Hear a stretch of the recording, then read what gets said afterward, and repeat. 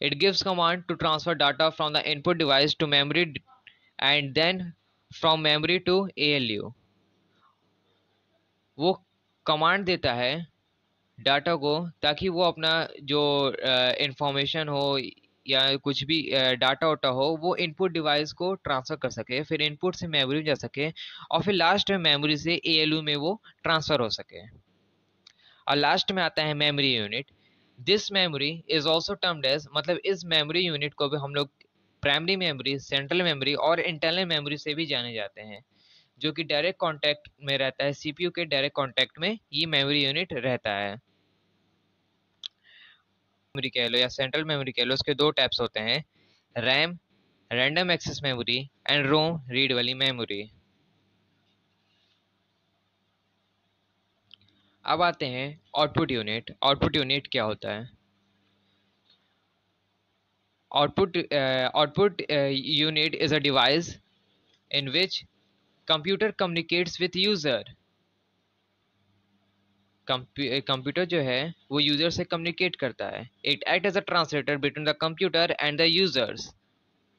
It converts the process data into user acceptable form. मतलब कि जो डेफिनेशन अभी हम लोग पहले डिस्कस किए थे इनपुट आउटपुट के बारे में, वही सेम डेफिनेशन हर जगह रहेगा। अब इनपुट डिवाइस क्या क्या होते हैं? Visual display unit VDU, printer, plotter, speaker, monitor, ये सब जो हैं आउटपुट यूनिट्स में आते हैं।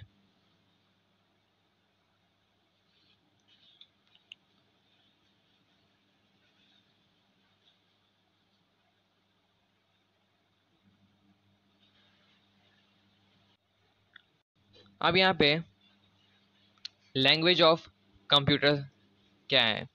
कंप्यूटर जो है एक इलेक्ट्रॉनिक डिवाइस है जिसके पास अच्छे से फीचर्स हैं, जैसे कि स्पीड हो गया, एक्यूरेसी हो गया, मेमोरी हो गया, लेकिन वो जो है इंटेलिजेंट नहीं है, मतलब कि खुद से कोई भी टास्क परफॉर्म नहीं कर सकता है। कोई भी टास्क परफॉर्म करने के लिए उसको जो है एक इंस्ट्रक्शन चाहिए, तभी वो टास्क को अपने परफॉर्म कर सकता है। कंप्यूटर लैंग्वेज भी जो है 5 मेजर कैटेगरी में डिवाइड है जनरेशन वाइज। जैसे कि फर्स्ट जनरेशन लैंग्वेज में क्या था? मशीन लैंग्वेज था। सेकेंड जनरेशन लैंग्वेज में क्या था? असेंबली लैंग्वेज था। हाई लेवल लैंग्वेज था, या तो इसको आप थर्ड जनरेशन लैंग्वेज भी कह सकते हैं। ऑब्जेक्टिव ओरिएंटेड लैंग्वेज था, इसको आप लोग फोर्थ जनरेशन लैंग्वेज भी कह सकते हैं। आर्टिफिशियल इंटेलिजेंस लैंग्वेज, इसको हम लोग फिफ्थ जनरेशन लैंग्वेज भी कह सकते हैं। ये 5 ऐसी मेजर कैटेगरीज हैं। बहुत जगह ये भी पूछा जाता है कि फिफ्थ जनरेशन कंप्यूटर में क्या क्या आते हैं। तो फिफ्थ जनरेशन कंप्यूटर में फीचर्स होते हैं, आर्टिफिशियल इंटेलिजेंस आते हैं, नेचुरल लैंग्वेज प्रोसेसिंग आते हैं, speed, character and image recognition आते हैं, मेगा चिप मेमोरीज आते हैं, extensive use of parallel processing आते हैं। ये बहुत सी जगह पे खासकर MCQ में ये सब चीज पूछा जाता है कि क्या क्या फीचर्स हैं फिफ्थ जनरेशन कंप्यूटर के, या तो आर्टिफिशियल इंटेलिजेंस लैंग्वेज के क्या क्या फीचर्स हैं। तो ये जो जितने फीचर्स मैंने बताए हैं 5 पॉइंट, ये पांचों उसके फीचर्स हैं आर्टिफिशियल इंटेलिजेंस लैंग्वेज के या तो फिफ्थ जनरेशन कंप्यूटर लैंग्वेज के, ये फीचर्स हैं।